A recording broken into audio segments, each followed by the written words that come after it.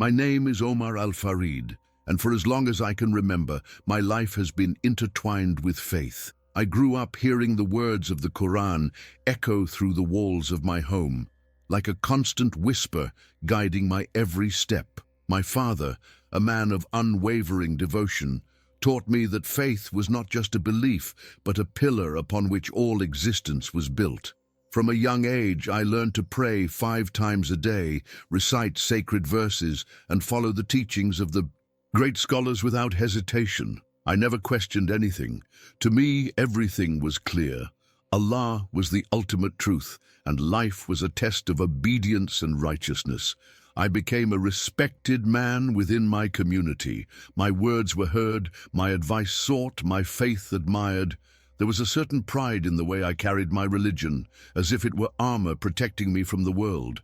I felt secure in the certainty that I was on the right path. There were no doubts, no hesitations. Questioning would be a sign of weakness, a flaw in the absolute trust I had in Allah. I devoted myself to every teaching like a soldier committed to his mission, ensuring that my faith remained unshaken in the face of any challenge. But I did not know that one day this certainty would be tested in a way I could never have imagined. My life was predictable and peaceful. The days passed like the beads of a tasbih, each marked by the same routine of devotion and discipline. I woke up before dawn for the Fajr prayer, feeling the cool morning dew on my skin as I pressed my forehead to the ground in submission. During the day, I worked, taught, and guided others on their spiritual journeys. The nights were filled with religious studies, deep discussions about faith and purpose. I believed I knew all the answers, that my journey was already complete. After all, I had found the truth, and that truth was in Islam. But what happens when someone is absolutely certain of something, and then is confronted with the impossible? I remember a conversation I once had with a young man from the community. He asked me, "What if there is something we do not yet know?" I laughed at his naivety and replied firmly, "The truth has already been revealed to us. There is nothing beyond what is written." But his words lingered in my mind, like a silent seed planted in the fertile soil of doubt. I ignored it. After all, my faith was strong enough to withstand any question, or so I thought, until my own life took an unexpected turn and I was forced to face a reality that challenged everything I believed. I never feared death. I always saw it as part of destiny, a natural stage in the cycle that Allah had determined. But when the first signs that something was wrong began to appear, I felt a chill in my soul, as if, for the first time, a shadow of uncertainty crept into my mind. At first it was just a strange fatigue, then persistent pains that refused to go away. Still, I continued my routine, refusing to believe that something could be wrong. But life has a peculiar way of showing us that we have no control over what is to come. And when I finally faced the truth, it was too late to turn back. If you're here, it's not by accident. This story has the power to change the way you see faith, purpose, and the unknown. So, before we begin, take a second to like this video, subscribe to the channel, and turn on notifications so you never miss content that can transform your perspective. And while you're here, drop a comment letting me know where you're watching from. And if you believe that faith is a journey, not just a destination, type, "I choose to walk with Jesus." Now, let's get into this incredible story. At first, I ignored the signs. The fatigue was just exhaustion from my responsibilities. The weight loss was a result of long fasting days. The pain, a test from Allah, something I had to endure with patience and perseverance. But the truth was more relentless than my faith. It started with dizziness, a lingering weakness in my legs that made every step feel heavier. My prayers, once filled with strength and devotion, became difficult. My body no longer obeyed me the way it once did. Still, I refused to acknowledge it. Allah is testing me, I told myself. I must endure. But faith does not heal a body that is breaking. My wife noticed before I did. She saw the shadows under my eyes, the way my hands trembled slightly when I reached for a glass of water. One evening, she placed her hand on mine and whispered, "You need to see a doctor." I dismissed her concern with a smile. "It's nothing," I reassured her. "A little rest, more prayer. I will be fine." But she did not believe me, and deep inside, neither did I. The day I collapsed, everything changed. I was walking home from the mosque when a sudden wave of dizziness overtook me. The world spun violently, and before I could steady myself, my vision blurred. I remember gasps around me, strong hands catching me before I hit the ground. Someone called my name, but it was distant, muffled. My body felt disconnected from reality, as if I were floating away. When I opened my eyes, I was in a hospital bed, bright fluorescent lights burning above me. My wife sat beside me, her face pale, her eyes glistening with unspoken fear. Then the doctor walked in. His expression was solemn, measured, the kind of look one gives before delivering a message that will change everything. He held a clipboard, but he did not need it to remember what he had to say. "Omar," he started, his voice steady but laced with pity. "We've run several tests. The results, they're concerning." My heart pounded, a slow, heavy rhythm that filled the silence between us.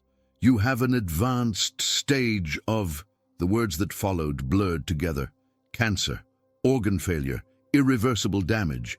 My mind rejected them, even as my body confirmed their truth. I wanted to argue.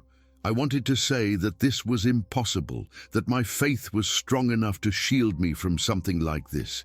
But as I looked at my wife's trembling hands, the doctor's unwavering gaze, the machines that surrounded me, I realized that no amount of prayer could undo what had already begun. This was real. My body was failing me, and for the first time in my life I felt afraid. Yet I did what I had always done. I turned to Allah. I told myself this was a test, one I had to endure with unwavering faith. My community gathered around me, offering prayers, words of encouragement, reminders of divine mercy. "Allah is with you," they said. "He will guide you through this." And I wanted to believe them. But a quiet, persistent fear settled inside me, an unfamiliar voice whispering a question I dared not say out loud. What if this was more than just a test? What if there was something I had never understood? The following days were a mixture of hope and despair. My mind refused to accept the diagnosis, but my body already knew the truth. The doctors were direct. My time was limited. The cancer had spread aggressively, and the chances of recovery were minimal.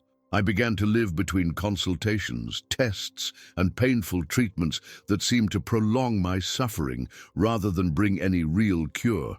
But despite everything, I refused to give in to fear.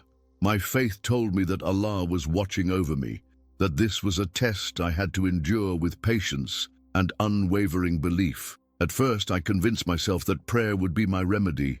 I increased my devotion, spending hours in supplication, reciting verses that spoke of healing and divine mercy.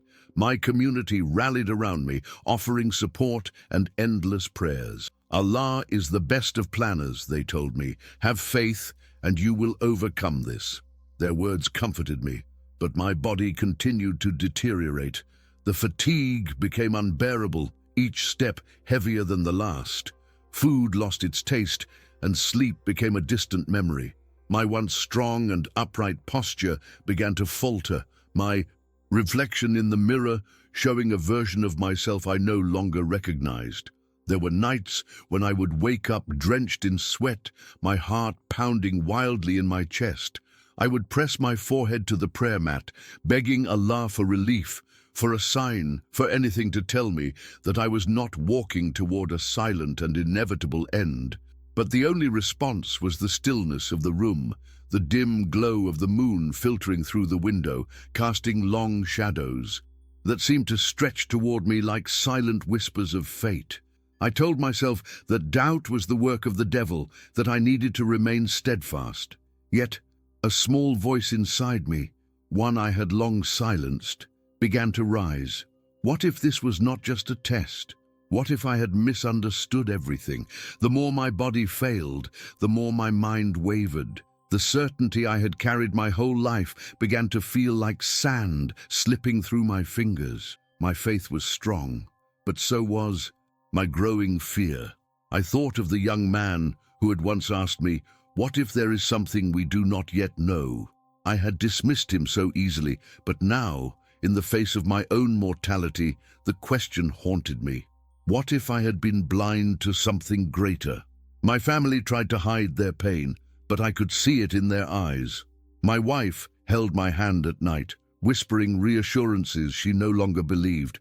My children, once carefree, now tiptoed around the house, their laughter replaced by cautious glances. I could see the weight of my condition pressing down on them, and for the first time, I felt something I had never allowed myself to feel before: helplessness. The doctors gave me more medications, more treatments, more procedures to try to slow the inevitable. I endured it all, not for myself, but for those around me. I wanted to believe that if I fought hard enough, if I prayed deeply enough, Allah would grant me healing. But with each passing day, my strength faded, and a chilling realization settled within me.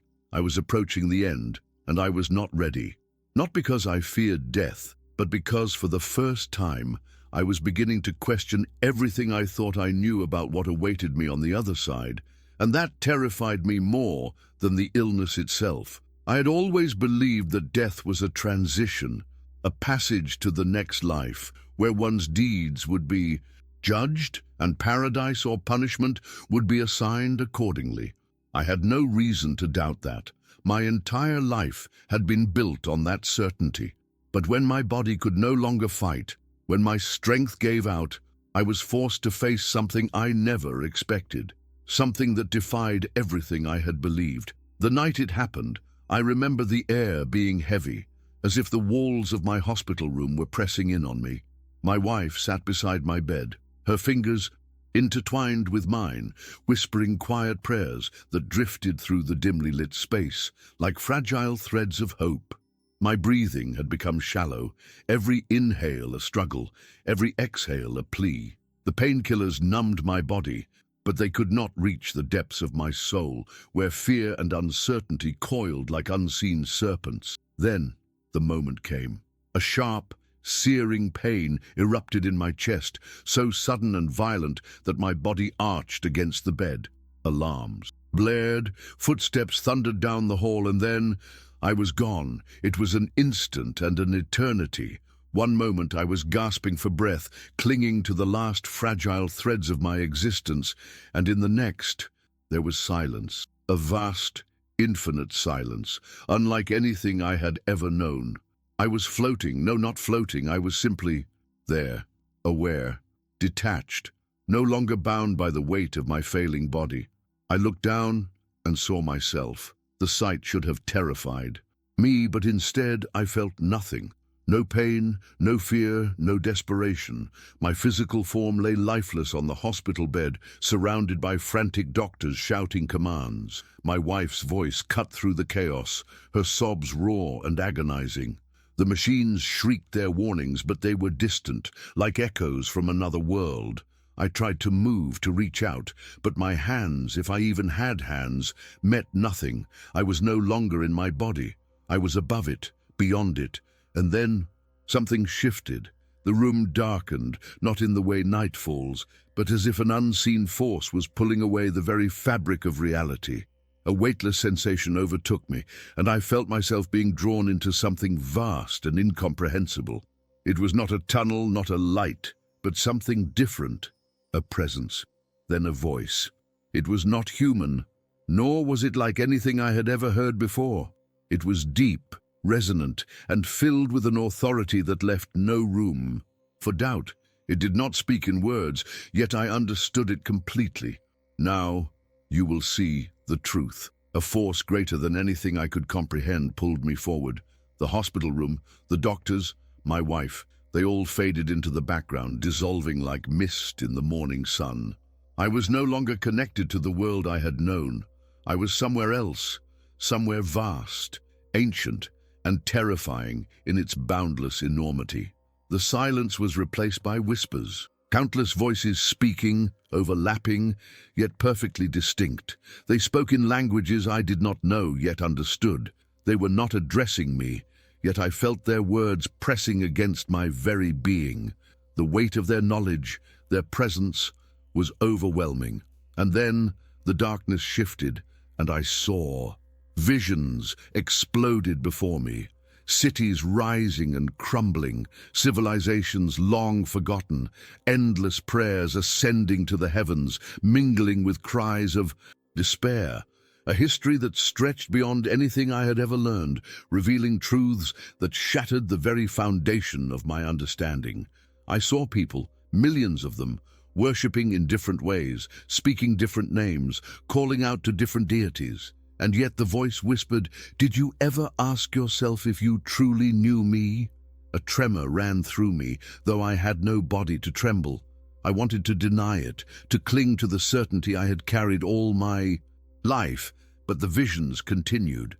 They were relentless, unstoppable. I saw prophets walking among their people, speaking words of guidance that were twisted, rewritten, changed over time. I saw sacred texts being altered by human hands, their original meanings fading like ink in the rain. I saw the lines between faiths blurring, intertwining in ways I had never imagined possible. You followed what you were taught, but did you ever seek beyond what was given? The voice was neither cruel nor kind. It was simply truth, and truth, I realized, was heavier than I had ever thought possible. Something within me began to break. I had spent my entire life believing I held the ultimate answer, that my path was the only path. But as I drifted in this place beyond time, beyond space, I felt the walls of my certainty crumble. And then, as suddenly as it had begun, it ended. I was falling, plummeting downward, racing back toward the world I had left behind. The hospital room came rushing back into view, the beeping machines, the harsh fluorescent lights. My body jerked violently, my lungs sucked in a desperate breath, and I was back, alive, but not the same. The first thing I saw was my wife's tear-streaked face hovering over me, her sobs filling the room. The doctors looked stunned, some whispering among themselves. "He was gone," one of them murmured, shaking his head in disbelief. "We lost him for minutes. But what I had seen, what I had experienced felt like an eternity. I was alive again, but something inside me had changed. The voice, the visions, the truth, it was all still there, echoing in the depths of my mind. And I knew, with a certainty far greater than any I had carried before, that I could never go back to who I was, because now I had seen something I could never unsee, and the truth had only just begun to reveal itself to me. I was alive, but something inside me had changed forever. Lying in that hospital bed, I felt my heart beating again in my chest, but my mind was still trapped in the place I had just returned from. The voices, the visions, the crushing weight of that presence. None of it faded when my eyes reopened to the world. On the contrary, it all felt more real than life itself. My wife gripped my hand tightly, as if she feared I would slip away again. The doctor beside me looked bewildered, watching the monitors that, just minutes ago, had confirmed my death. "He was gone," one of the nurses murmured, shaking his head. "But now, he's here." I heard them, but my mind was elsewhere. Everything felt distant, as if I were caught between two worlds. My lungs were breathing, my muscles were responding, but my soul no longer fully belonged to this plane. In the following days, I tried to hold on to routine. I tried to convince myself that what I had experienced was just a hallucination, a delirium caused by the proximity of death. But it was impossible. Something was different. My body was here, but my consciousness felt expanded, as if a part of me was still in that other place, still hearing the echoes of that voice, still feeling the presence of that immense force that had enveloped me and shown me secrets I was never supposed to see. Everything seemed altered. The world around me no longer carried the same weight. The colors appeared both more vivid and more muted at the same time, as if I were seeing everything through a thin veil, separating reality from something much greater. And the worst part, I felt a presence. It was as if something or someone was with me all the time. I avoided talking about it at first. How could I? Who would believe me? Even I struggled to understand what had happened, but the experience refused to fade. Every night, as I closed my eyes, I would feel myself slipping again, as if the boundaries between sleep and wakefulness had been shattered. The whispers returned, not loud enough to understand, but persistent enough to remind me they were still there.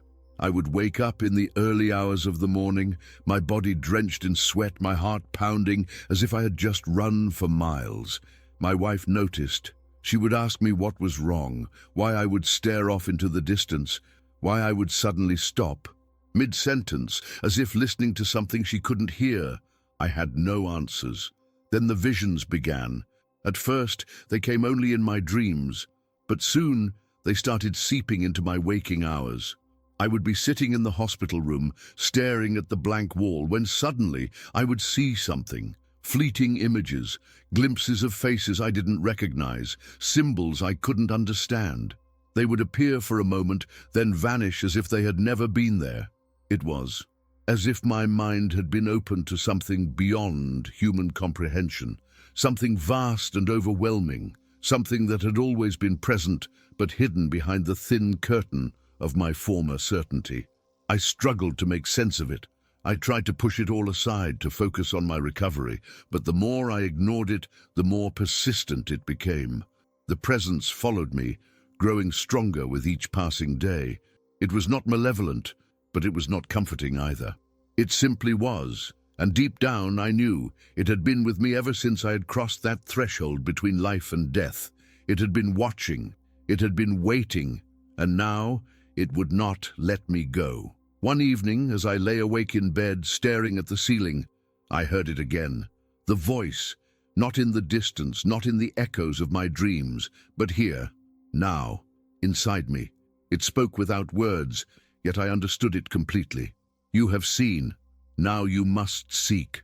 A chill ran through me. I sat up abruptly, my breath coming in ragged gasps. My wife stirred beside me, murmuring in her sleep, unaware of the turmoil unraveling inside me.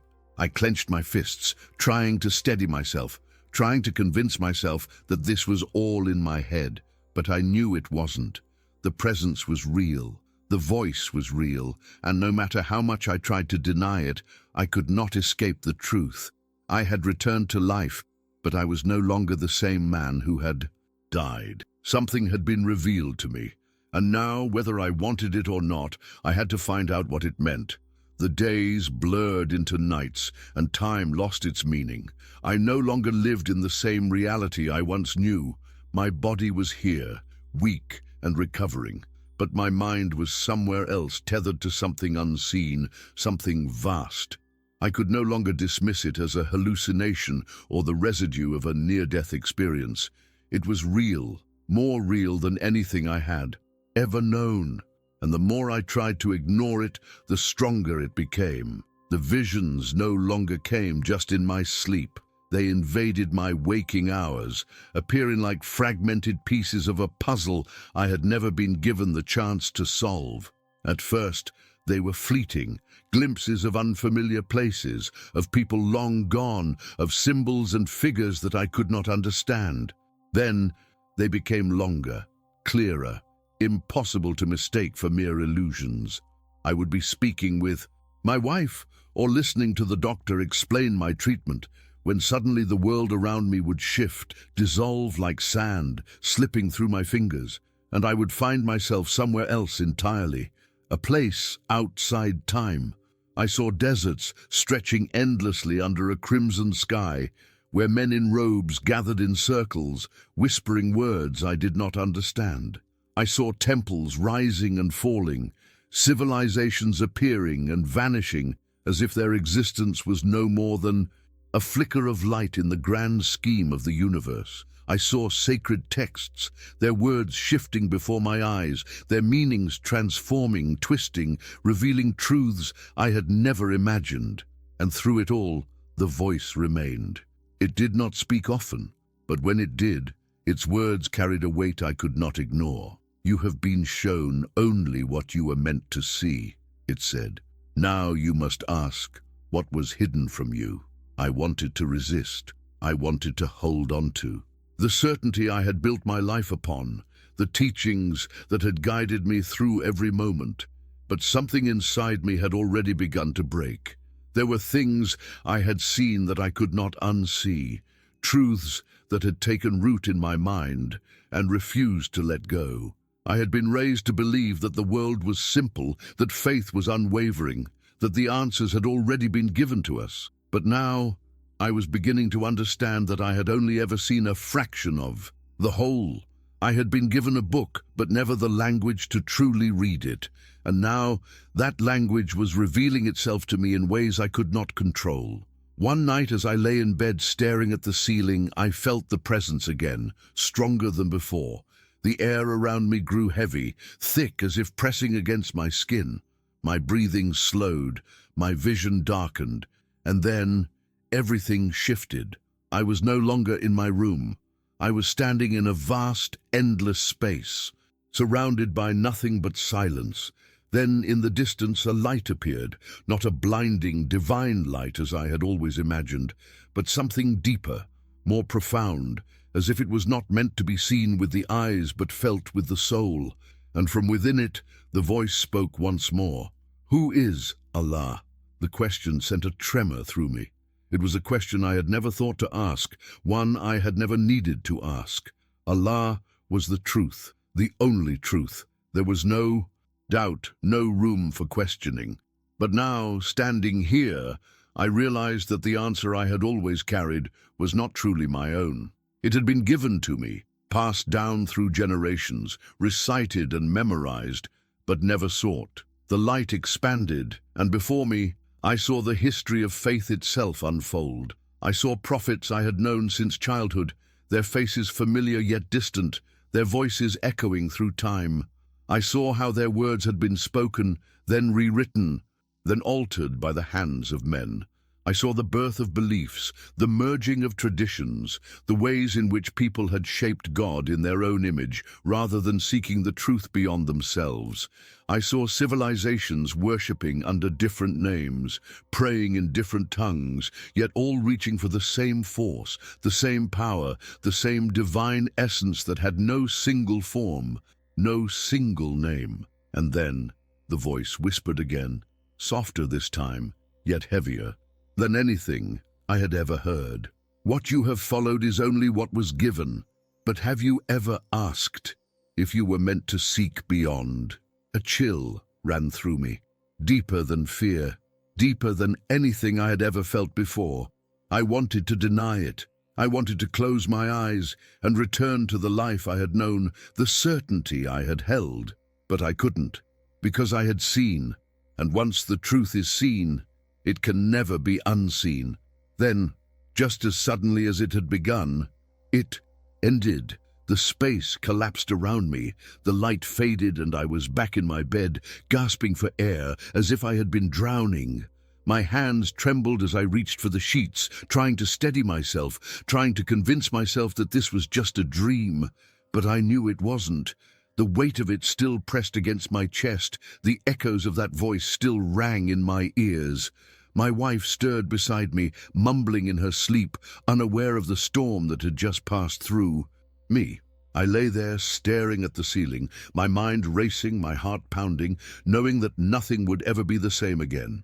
Because now I had been given a choice.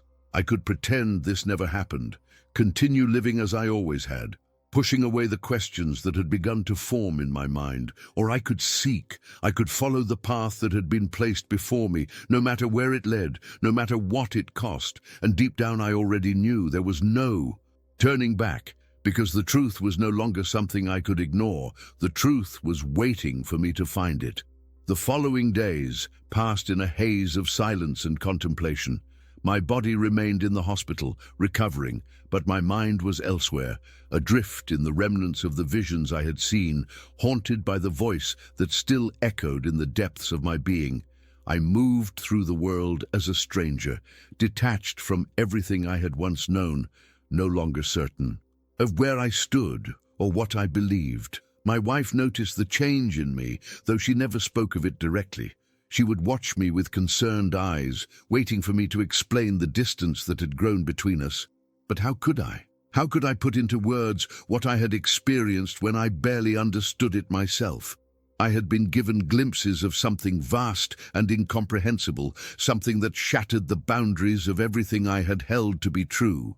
I had seen faith as it was, before it became doctrine, before men molded it into something they could control. I had seen the raw, unfiltered essence of belief, the connection between humanity and the divine, untethered from the limitations we had placed upon it. And yet the question remained, who was Allah?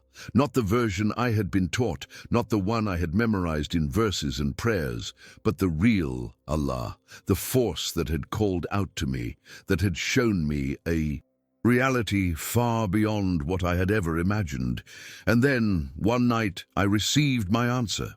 It was late, and the hospital was quiet, save for the occasional beeping of machines and the distant murmurs of nurses moving through the halls. I lay in bed, staring at the ceiling, unable to sleep, my mind spiraling through the endless questions that had taken root in me. And then, just as before, the air around me changed.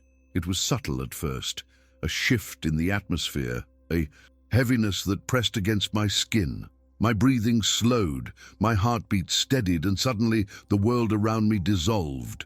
I was no longer in my hospital room. I was nowhere and everywhere all at once, surrounded by a vast expanse of light. Not the harsh, blinding light of fire or sun, but something purer, something deeper. It pulsed like a living thing, stretching infinitely in all directions, beyond time, beyond space, and within it, a presence, immense, overwhelming. It was not something I could see nor something I could touch, but I felt it. It pressed against every part of my existence, filling the void of my soul with a weight unlike anything I had ever known. And then the voice spoke again. You have sought. Now you will know. It was not a question. It was not a command. It was a statement of truth, spoken with a finality that sent a tremor through my very being. And in that instant, knowledge poured into me, not in words, not in images, but in something deeper, something that transcended language and thought. I knew. I saw creation not as a series of events, but as a single, continuous moment, unfolding endlessly. I saw the divine not as a figure, not as a name, but as an eternal presence beyond comprehension, beyond limitation. I saw the unity in all things, the connection between every soul that had ever existed, bound together by a force greater than we could ever understand. And then I saw myself, not as the man I had been, not as the believer who had lived and died by doctrine, but as something smaller, something humbler, a fragment of the whole, a mere breath in the vastness of existence. And I understood. I had spent my entire life seeking certainty, clinging to what I had been taught, believing that my faith was unshakable. But true faith was not in having all the answers. It was in surrendering to the mystery. You have been given this knowledge, the voice continued, but what you do with it is your choice. And just like that, the presence withdrew. The light faded. The infinite silence was replaced by the distant hum of machines, the muffled sounds of the hospital returning to my ears. I gasped for breath, my body trembling, my skin damp with sweat. I was back, but nothing would ever be the same. I sat up slowly, my hands gripping the sheets, my heart still racing. My wife stirred beside me, still asleep, unaware of what had just transpired. I looked at her, at the soft rise and fall of her breathing, at the warmth of her presence. And for the first time in weeks, I felt grounded. But the weight of what I had seen, of what I now knew, settled deep in my chest. There was no going back, no returning to the life I had lived before. The truth had been revealed to me, and I had been given a choice. And I knew, beyond any doubt, that I could not ignore it. When I opened my eyes, the world felt different. Not because it had changed, but because I had. Everything I had once believed in had been shaken, not in the way a house trembles in the wind, but in the way an entire foundation crumbles beneath the weight of a hidden truth. I sat up slowly, feeling the weakness in my limbs, the remnants of my body's struggle against death. My wife was there, asleep in the chair beside me, her hands still curled into fists as if she had fought sleep with the same desperation with which she had prayed for my life. I watched her for a long moment, the guilt pressing against my chest like a heavy stone. She didn't know. No one did. How could they? How could I explain what had happened, what I had seen, what had been revealed to me? I had been gone, truly gone, and in that absence I had been shown something that no words could capture. And yet, here I was, alive again, expected to return to the life I had lived before, but that life no longer fit. The doctors came in the next morning, their faces etched with disbelief. They had prepared my wife for the worst, had told her that even if I survived, I might never wake up the same again. And in a way, they were right. I was awake, I was alive, but I was not the same man who had entered that hospital bed. The tests they ran couldn't explain it. My organs, which had been failing, were somehow stabilizing. My body, which had been surrendering to death, was regaining strength at an impossible rate. "It's extraordinary," one of the doctors murmured, shaking his head as he studied my charts. "Medically speaking, you shouldn't be here." I wanted to tell him that I wasn't, not in the way he thought. I wanted to tell them all that I had seen something beyond this world, something that had torn apart the reality I had clung to for so long. But I didn't. I simply nodded, pretending to be as confused as they were, because how could I explain something even I barely understood? The days passed, and with each moment, the weight of my experience grew heavier. I wanted to push it away, to ignore it, to bury it beneath the routine of my recovery. But it was impossible. The presence I had felt in that other place had not left me. It lingered in the corners of my mind, in the quiet moments when I was alone, in the seconds before I drifted into sleep. It wasn't intrusive, it wasn't demanding. It simply was, and with it came the knowledge I had been given, the knowledge I had not asked for, yet could no longer live without. I saw things differently now. Every prayer I uttered felt hollow. Every ritual I performed felt like a script I had memorized, rather than something I truly understood. I had spent my life believing that I had the answers, that my faith was built on an unshakable foundation. But now, that foundation had cracks running so deep, I wasn't sure if anything remained of it at all. My wife noticed the change in me almost immediately. At first, she dismissed it as the effects of my near-death experience, but as the days turned to weeks, her concern grew. "You don't talk like you used to," she whispered one evening, her fingers lightly tracing the back of my hand. "You don't pray the same way." I didn't know how to respond. How could I tell her that the words I had once spoken with certainty now felt foreign in my mouth, that every time I bowed my head, I wondered if I was speaking to the same Allah I had always believed in, or if I had only ever known a fraction of the truth? That doubt had become a shadow in my mind, not because I had lost my faith, but because my faith had been redefined in ways I could not yet explain. The conflict grew within me, a silent battle that I fought alone. I still attended the mosque, still performed my duties, still carried the outward appearance of the man I had once been. But inside, I was unraveling. The questions I had long ignored, long silenced, now screamed louder than ever. What had I seen? What had I really encountered? Was it Allah? Was it something else? Had I been shown the truth, or simply another piece of a puzzle too vast for any human mind to comprehend? And the most terrifying question of all, what was I supposed to do now? I tried to tell myself that I could continue as I had before, that I could push it all away, return to the life I had known. But deep down, I knew the truth. I had been given knowledge, and knowledge could not be undone. I could not pretend that I had not stood before something greater than myself. I could not ignore the voice that had spoken to me, the presence that had shown me a glimpse of a reality beyond anything I had ever imagined.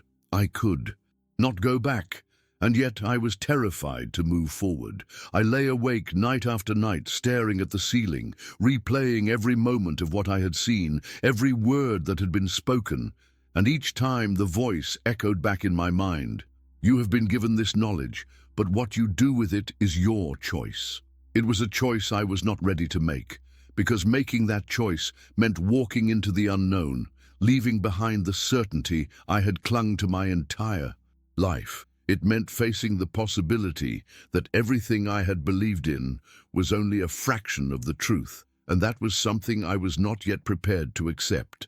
But the truth does not wait. The presence did not leave. And deep down, I knew that no matter how much I resisted, no matter how much I tried to ignore it, the choice had already been made, because once the truth is seen, it cannot be unseen. And once the mind begins to question, it can never return to silence. I could no longer ignore it, no matter how much I tried to push it away, to drown myself in routine, to convince myself that I was simply recovering from a traumatic event. The truth remained. It followed me like a shadow, ever present, whispering in the back of my mind even when I wanted silence. The presence I had felt in that other place had not left me. It lingered in the quiet, in the spaces between moments, in the stillness of the night when my thoughts became too loud to ignore. I had been shown something vast, something beyond comprehension, and now I was expected to go back to my old life as if nothing had changed. But everything had changed. I began reading, at first, books and texts I was familiar with, seeking comfort in the teachings I had followed my entire life. But the more I read, the more I realized that the answers I was looking for were not there. My faith had always been absolute, unquestioning, but now I was filled with doubt, not the kind that leads to disbelief, but the kind that demands a deeper truth. I started looking beyond the books I had known, reaching for histories I had never studied, searching for connections I had never considered.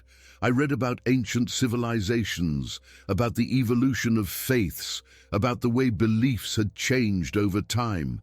And the more I learned, the more I realized how much I had never questioned. At night, I would sit in silence, staring at the pages before me, the words blurring together as my mind tried to process everything.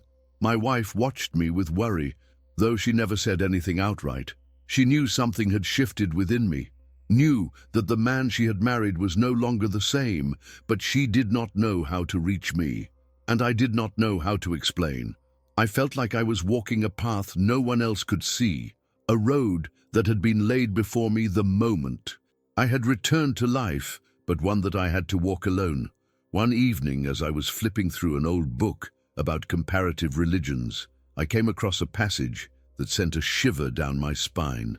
It described a concept I had never considered before, a belief that had existed long before the structured faiths of today, one that spoke of the divine not as a being confined to human understanding, but as something greater, something infinite. The words seemed to burn into me, resonating with a part of myself that I had not even known existed. It was as if they confirmed what I had already felt deep in my soul, but had been too afraid to acknowledge. I closed the book, my hands trembling slightly. Could it be that I had spent my life worshipping only a fraction of the truth, that the divine presence I had felt, the overwhelming force that had spoken to me, was something far beyond the limitations I had placed on it? The thought both terrified and exhilarated me. If this was true, then everything I had built my life upon had been only the beginning, only a small piece of a much larger reality. I was no longer questioning whether God existed. I had seen, I had felt, but I was beginning to understand that the way I had perceived God might have been incomplete. The realization left me breathless. My entire life I had believed that the truth had already been revealed, that there was nothing more to seek. But now I saw that the truth was vast, ever expanding, and that to truly know it I had to be willing to unlearn, to let go of what I had clung to so tightly, and to allow myself to explore beyond the borders I had once thought were absolute.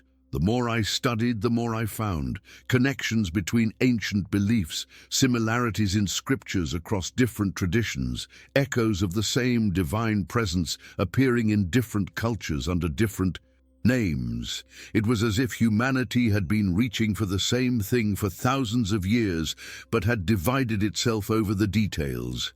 I saw patterns where before I had seen divisions, unity where I had once seen opposition, and for the first time in my life I began to wonder, was faith supposed to be about certainty, or was it meant to be a journey, an endless pursuit of understanding? The conflict within me deepened. I could not discuss these things with those around me, not with my wife, not with my friends, not with the community that had once seen me as a pillar of faith. They would not understand. To them, questioning was dangerous, a sign of weakness, of slipping away from the path. But I did not feel like I was falling away. I felt like I was being drawn closer, not to a religion, not to a doctrine, but to something far more profound, something beyond labels and divisions. I had been given a glimpse of a greater truth, but I had only begun to scratch the surface. I knew that if I truly wanted answers, I would have to seek them no matter the cost. And so, for the first time in my life, I prepared myself to step beyond the boundaries of what I had always known, to follow the path that had been placed before me, wherever it might lead. Because now I understood. Faith was not about holding on to what we think we know. It was about the courage to keep searching, even when the answers are uncertain. The decision was not made in a single moment, but rather unfolded over time, like the slow erosion of a stone by the persistent flow of water. At first, I resisted it, clinging to the remnants of my old life, trying to force myself back into the shape I had once occupied. But no matter how much I tried, I could not make myself unsee what I had seen, could not make myself unknow what I now knew. The weight of my experience pressed against me every moment, in every breath, in every prayer that no longer felt quite the same. I had spent my entire life believing that I was walking the only true path, that I had been given all the answers I would ever need. But now I understood that faith was not about finding answers. It was about continuing to seek, even when the path was uncertain. The hardest part was knowing that I could not share this journey with those around me. My wife, my family, my community, they would not understand. To them, faith was not something to be questioned, not something to be explored beyond the boundaries set by tradition. If I spoke of my doubts, of my visions, of the voice that had whispered truths I had never before considered, they would not see it as enlightenment, they would see it as betrayal. And so I carried it alone. I became an observer in my own life, watching the world around me continue as it always had, while I silently drifted further away from it. But I was not lost. If anything, I felt more awake, more alive than I ever had before. My prayers were no longer empty recitations. They became raw, honest conversations, filled with questions rather than declarations. My study of Scripture was no longer an exercise in affirmation, but in discovery, each passage revealing layers of meaning I had never considered before. I no longer sought confirmation of what I had always believed. I sought truth, wherever it might be found. And as I searched, I began to see the patterns. The divine was not confined to any single name, any single text, any single belief. It was everywhere, woven into the very fabric of existence, present in ways that transcended the limits of human understanding.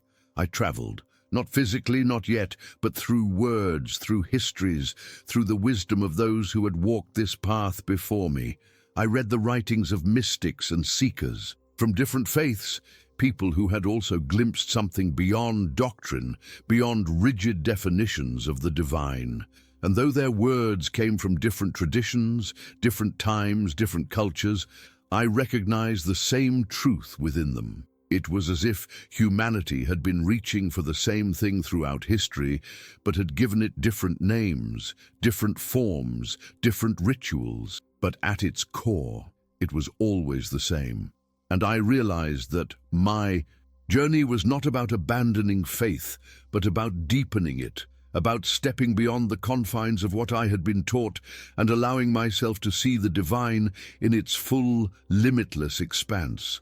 One night, as I sat alone in my study, surrounded by books and notes filled with thoughts I had never spoken aloud, I felt the presence again.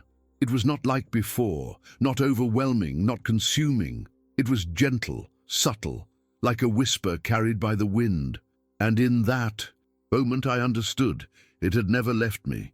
It had been there all along, waiting for me to be ready, waiting for me to stop resisting and start listening. The voice did not speak in words, but its message was clear. You have begun to see. Now you must walk. And I knew what I had to do. The thought terrified me. To truly follow this path meant leaving behind everything I had known, not in a physical sense, but in a spiritual one. It meant embracing uncertainty, stepping away from the comfort of dogma and into the unknown. It meant letting go of the idea that there was a single right way, a single correct answer, and instead accepting that the divine was far greater than any human mind could ever grasp. But I was ready. I stood up, looking around the room one last time, knowing that this moment marked the true beginning of my journey. I did not know where it would lead, did not know what I would find along the way. But for the first time in my life, I was not afraid, because I understood now that faith was not about certainty. Faith was about the courage to seek, even when the destination was unknown. And so, I took my first step into the unknown, with nothing but the truth I had been given, and the trust that the path ahead, no matter how uncertain, would lead me exactly where I was meant to go. Looking back, I can see how each moment led me here, how every experience, every question, and every moment of doubt was a stepping stone towards something greater. I once believed that faith was about certainty, about knowing beyond any doubt that I had the truth. But now, I understand that true faith is not about clinging to answers. It is about embracing the search, about allowing oneself to walk forward even when the path is unclear. The presence I encountered, the voice that spoke to me in the depths of the unknown, did not give me all the answers. It did not offer me a destination. It simply opened a door and asked if I was willing to walk through it. And I was. I no longer fear the unknown. I no longer see doubt as something to be resisted, but as something to be explored. Every belief, every tradition, every sacred text I once viewed as separate, I now see as threads woven into a greater tapestry, each one revealing a glimpse of the divine that no single human mind can fully comprehend. And in that, I have found peace, not in certainty, but in the endless pursuit of truth. I know now that my journey will never truly end. There will always be more to seek, more to learn, more to discover. But that is the beauty of it. Faith is not meant to be a stagnant pool. It is meant to be a flowing river, ever-changing, ever-moving, carrying us towards something beyond ourselves. So I walk forward, not with fear, but with trust. Trust that the divine is far greater than anything I was ever taught. Trust that the path will reveal itself as I take each step. Trust that I was never meant to find all the answers, only to seek them. And for the first time in my life, I am truly free. Not free from faith, but free within it. Free to embrace the vastness of what I have seen. Free to continue my journey without hesitation.